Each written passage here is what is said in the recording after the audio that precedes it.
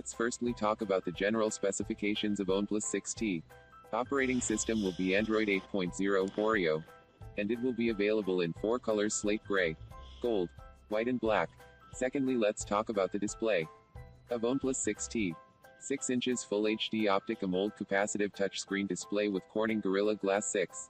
Pixel density 401 pixels per inch. And some sensors are accelerometer, proximity sensor, gyroscope, compass, and fingerprint sensor. Thirdly, let's talk about the processor and the RAM of Oneplus 6T.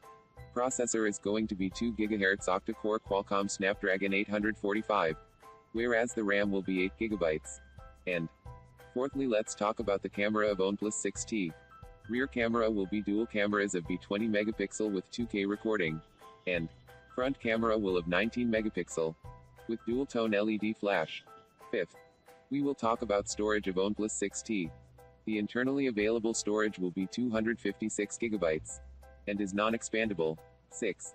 At last we shall get you noticed about the battery. The battery is 4000 mAh non-removable with quick charging. Moving forward now we shall discuss the price and release date of Oneplus 6T. The expected price is $650 US dollars, that